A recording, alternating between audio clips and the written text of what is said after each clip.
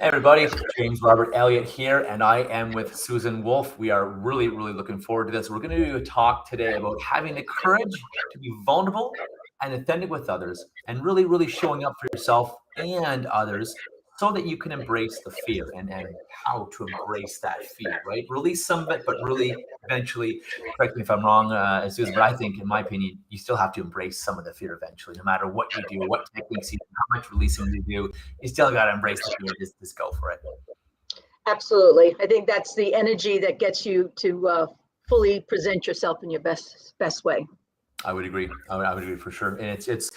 I mean, I tell people, there's a million tools I can give you, techniques, NLP, my own tool called the Power Process for removing, fear, worry, fear of failure, grief, imposter syndrome, self-doubt, anxiety, fear of public speaking. And you're still going to have to do it. You still got to face the fear. You still got to do it and embrace that fear, the little bit that's left, embrace that in the end and just go with it. Whether you're following Phil Knight, who founded Nike, and it's like, just do it. I'm going to just do it. Whether it's Sir Richard Branson, who I love, and he says, screw it, let's do it. Or whether it's Justin Sterling, who it's a little more brash. However, I like it because it gets us out of our head. F it, just do it. Or F it, I'm going to do it. And it's again, it's a little brash, but it works. It gets us out of our head just to do what we need to do. And then we win. So what would you say, Susan? What is one of your biggest lessons, and maybe tell us your story about being open, being more vulnerable, being more authentic, because we've obviously talked and it's been a big journey for both of us, being that authentic, that real self, blending our whatever it is, our inner child, blending the part of us that wants to play and have fun with the part of us that wants to be serious and do business and win and help people and succeed. Any suggestions, any advice? How did you learn to do this, and how do you teach people as well to do that? Yeah, well, thank you so much, James. I'm so excited to be here, and I'm so happy that I actually found you because Unstoppable is just something that I embrace big time.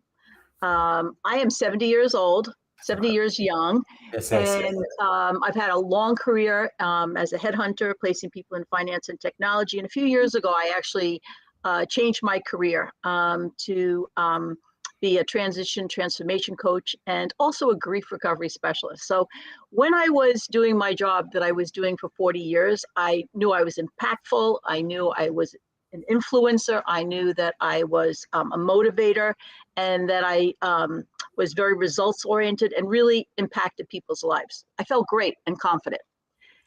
But then venturing out in my mid 60s into doing something new, first of all, it stimulated me beyond belief, because instead of 12 hours a day doing one thing and working, it allowed me to, be educated again and embrace new ideas and put myself out there. But what I was challenged by is taking this knowledge, applying it, and getting out there in the world. And now, obviously social media offers so many different platforms to put ourselves out there. So I've had, in which you and I've talked about, some fears about showing up and being my authentic self, and letting people know who Susan Wolf is. I used to think Susan Wolf, who used to serve people, was like Susie Cream Cheese, a very, conservative, staid kind of a person that fit into the corporate environment. But I knew in my heart that I was this wild, funny, woman who just embraced, just being alive and not just fitting into a mold. Right. So this allowed me, to say, to break away from that. And but then fear is set in. Fear of, do I know my stuff enough? Will I be as impactful for people? Is my verbal delivery succinct enough, purposeful enough? Will it move people? Will I inspire? Will I help in their own transformation? So it was fear of not necessarily knowing my stuff, but my delivery. And then saying, okay, how do I put myself out there? Because now the invitation is put yourself out there, on social media. So I struggle with two different things. Susan Wolf, Suzen Wolf, Mhm. is the transformation and transition coach. And then there's another site that I have on Instagram is called Nan Zahoot, Nanzahot. Got it. And Nan Zahoot is the funny, wild side of me, the kooky side. And I don't care how I present myself. I just have fun. And it's really for me because it helps me laugh. I like to laugh. Amazing. Right on. So if I do these, 3-second little stints, it's like I actually laugh, and I like laughing.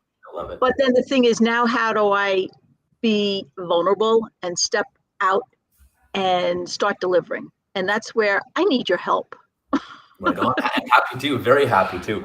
It's interesting because you're right. You have the part of you that is the Nan Zahoot, the party that's the Susan Wolf. And I think we all have that, right? That the part of us that wants to make money, be succeed, do well, be recognized, get accolades, and achieve something, and hopefully for everyone have purpose, fulfillment, make a difference, somehow make the world or people or something a better place. Because I really feel that's the key to be fulfilled, right? We can have our passions and our interests and go after them, and that's great. And I think to have true fulfillment, true satisfaction, I really think in my heart, I feel that you have to do something. You need to do something that makes the world a better place. The environment really impacts a kind of higher level. And that's what I love to do. And that's what I think people have. There's that part of us that wants to play, the part of us that wants to make a big difference. And I think it's important that we integrate those parts of us, and so we can be both all the time. I mean, I've been in business meetings where I was someone who was afraid to share a joke, or the old me would have been afraid to be silly or to laugh or make a point about something or tell a funny story about something. And people love it. People love it. I'm like, oh God, this is amazing. They totally loved it. They totally resonated. Went with it. Rarely ever. I can't remember a time actually where people were like, oh, that's not very funny, or oh, whatever. Because people want to laugh, people want to have fun, right. and as they should. And so many people in this.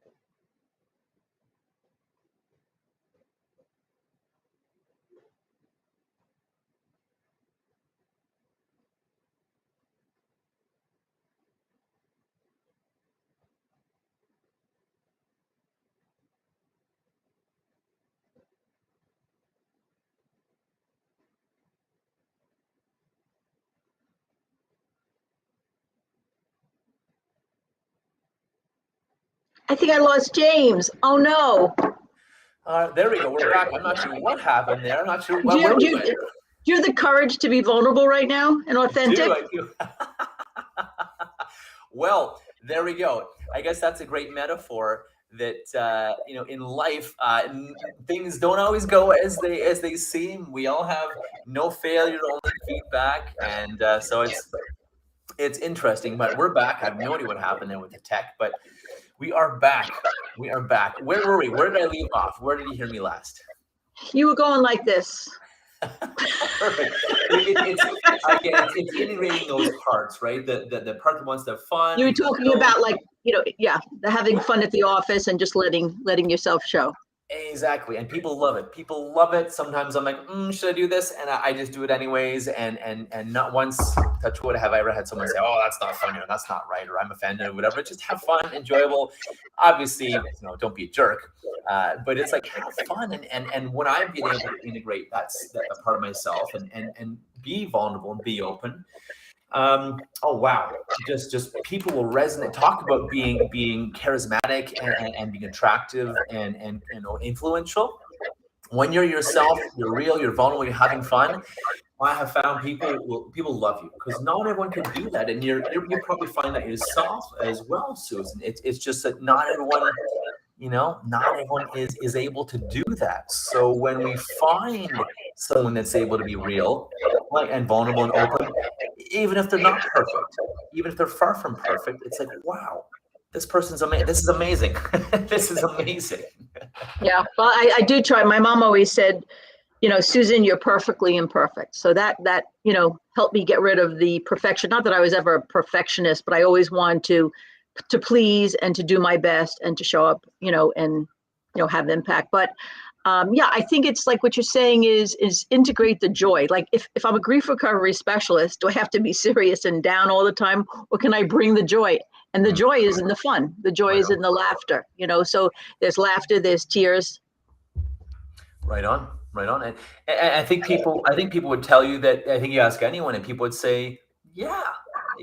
And you can be that way. And grief counseling, grief therapy, or whatever people do, business doesn't have to always be serious. Grief counseling doesn't always have to be full of grief. And it's like what you focus on is what you're going to get. So be careful and be conscious of what we're focusing on.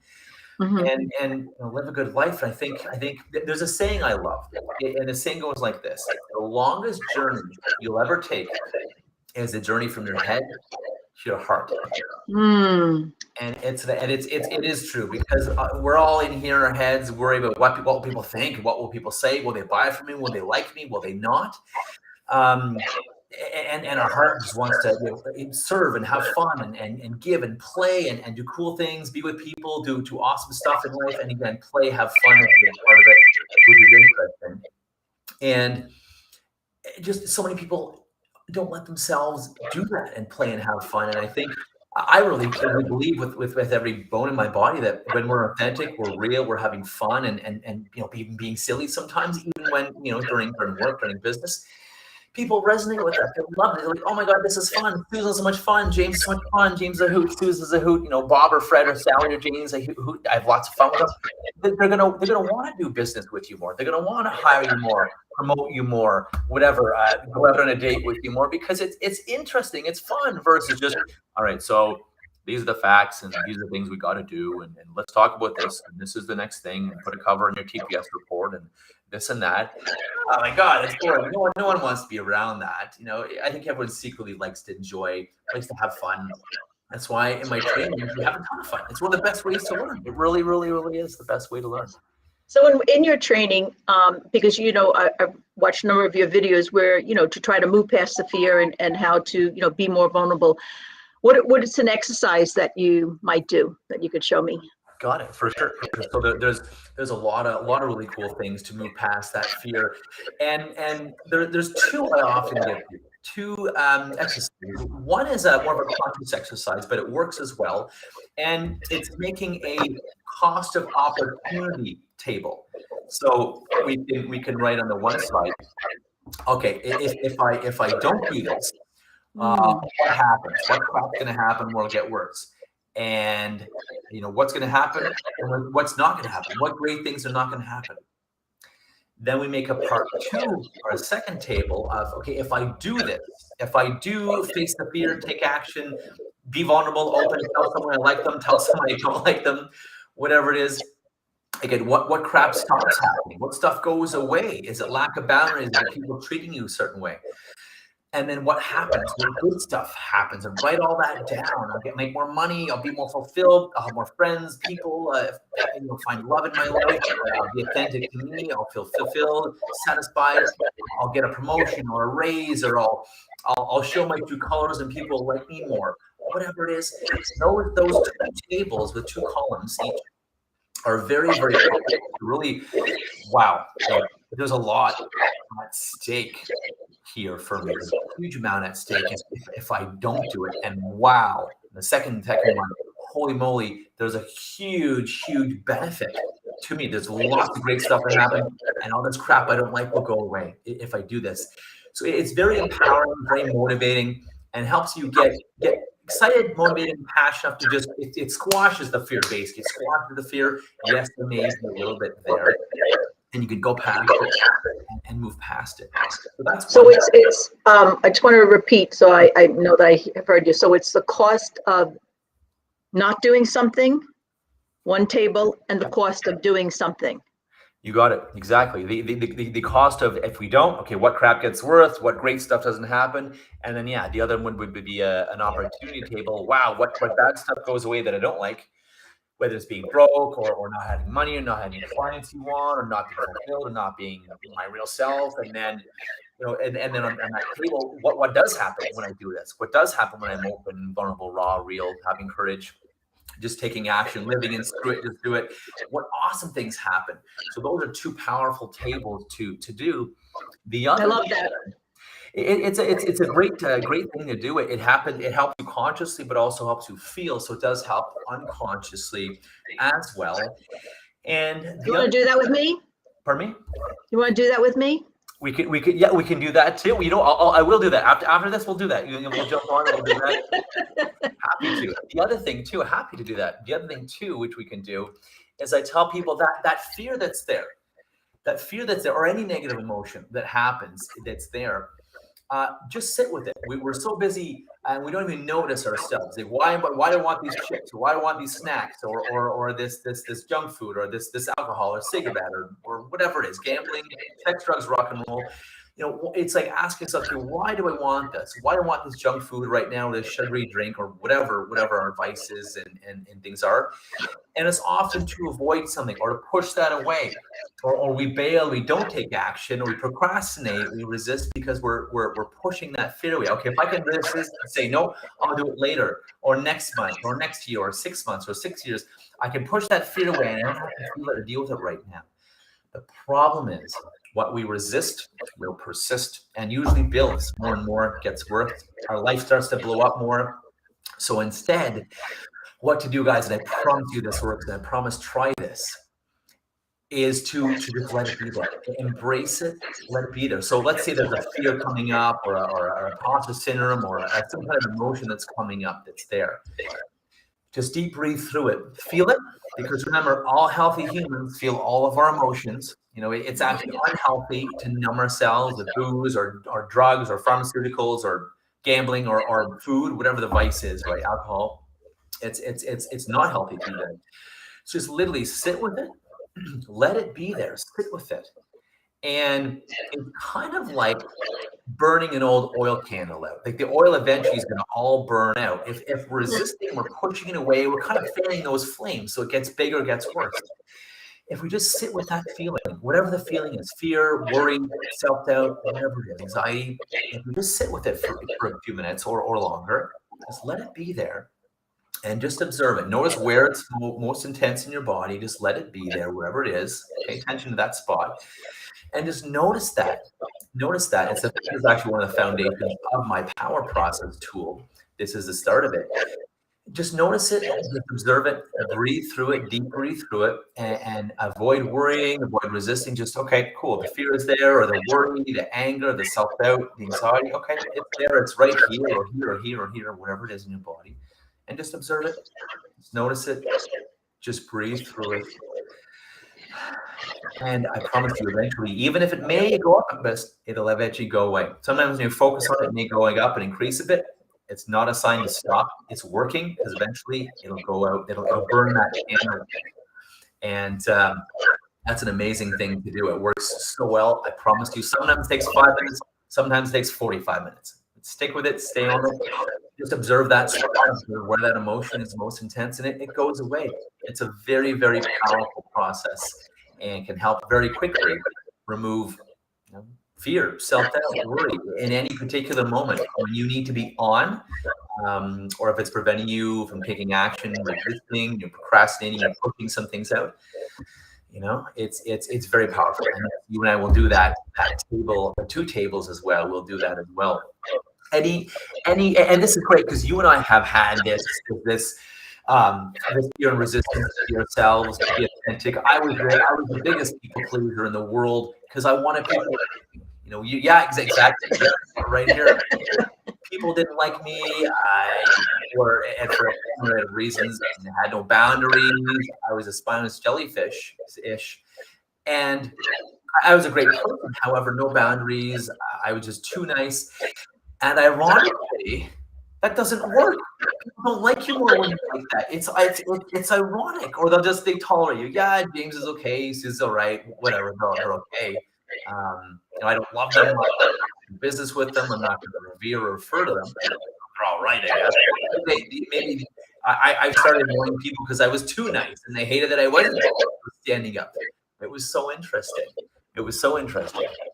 And so just my learnings about just open, being vulnerable, that's a great way to connect with people, and people will love you. When you walk the talk, you act like the real you. Most people do not. Most people are not the real them. Most people can't be, or are not being as everyone can. Most people are not being or feel they can't for whatever worry. I have to my family or my work or my boss or my friends or my culture, my religion, my this and that. Oh, I can't because yes, you can. Try it. Yep. Well, thank you so much. I'm at the point in my life, if not now, then when? And that's exactly. And I think life is precious. Time is short. It's already fall. And the leaves are starting to change color. If not now, when? Like you said, and that's a very wise thing that even younger people, however old, however young people are, need to embrace that. Yeah. It's now, when, and what's the cost? What's the cost to you for your income, your relationships, your passion, your intimate relationships, your promotions, your fulfillment, passion, your self-worth even? What's the impact and cost on that to not be yourself, not be real, not combine those 2 amazing parts of you? Maybe it's a party like a big kid or a big geek or a big nerd or a big lover or a big whatever. And you need to combine those parts into one real you. And I promise you, people will love you. Sure, not everyone's going to like you. That's okay. You want that. You want that polarization. Right, Susan and everyone. You want that polarized. Either don't really like James, or yeah, he's freaking amazing, or Susan, I don't really like her follower, or yeah, Susan is incredible. You want that. We all want that, or that Bob, or Jane, or Sally, or Ted. Not me, or yes, they're incredible. I love them. They're awesome. You want that polarization versus they're okay, or they don't really say much, or they don't do much, or they don't really have an opinion, they don't speak up much. You want that polarization because that's what people. And it's getting rid of the people pleasing in us. It's just being unique and showing up as we are. You got it. And sometimes getting rid of the people you need to please, or at least having boundaries, big boundaries. Yeah. Right. Yeah. But that's a lot. That's a lot in our head anyway. So. Well, exactly. It's a lot here. Anything we could leave people with, Susan? Any other big tools, tricks, techniques, ways you found to be more open, more vulnerable? Hacks, mind hacks, or even suggestions to people. I think. I don't have huge amounts, but I would say just stepping out into uncertainty. I love that. Be comfortable being uncomfortable. Learn to be uncomfortable. Right. It's like that muscle you work at the gym, right? You're working the muscle, and while it's easier and easier to lift heavy and heavier weight, it's easier and easier and easier to go with bigger things, more uncomfort, more risk. Bigger rewards happen when you do that. It's traveling into the unknown. Exactly. And creating your own certainty. If there's no certainty, create your own certainty. By doing your best, giving your best, and just doing it no matter what, and never giving up till you get it. Create your own certainty in the world, in the market. Everyone talks about this recession that's coming. Well, guess what? If you position yourself correctly, the recession can actually be very, very good. very good if you position yourself correctly, because it can eliminate a lot of competition out there and people that, oh, it's a recession, oh, this is hard, or oh, this is COVID, or oh, whatever excuse, oh, it's summer, oh, it's Christmas. It can help eliminate competition. So if you when you position yourself right, there's always opportunity, and it's always a good time. If not now, when, like you just said, my friend. Thank you so much. Thank you so much as well. This was fun. We'll have to do this again. I loved having you on here. Guys, again, looking for some transformation, an amazing, heartfelt, clearly you can tell, heartfelt transformational coach or grief coach, grief counselor like Susan, at Susan Wolf on Instagram, or just email her at suewolf@alivebewell.com. Encourage you to get in touch with her. She's even got a podcast as well. Susan, is there a quick podcast link, or would just people contact you or me if they want to see your podcast, or is there an easy way to find you on the podcast? It's called The Gutsy Sisterhood. I love it. Love it. The Gutsy Sisterhood. Sisterhood, Gutsy Sister. I love it. The Gutsy Sisterhood. I love it. Be gutsy, everyone. Yeah. Be gutsy and just do it. It's all about courage, baby. And avoid apologizing for being you. I mean, don't be an ass. And avoid apologizing for being you, right? If you want to do well, want to help people, want to make an impact, avoid apologizing for you, for how you do it, for your thoughts, how you feel, how you think. Just be you, unapologetically you, and that is who people will love. That is who people will revere, and that is who people will promote, do business, buy from, refer, and stick with. I promise you that. Love it. Unapologetically you. Thank you so much. My friend, thank you so much for being here as well. Your ideas, your great questions, your vulnerability, your openness as well. Everyone, have your best day ever.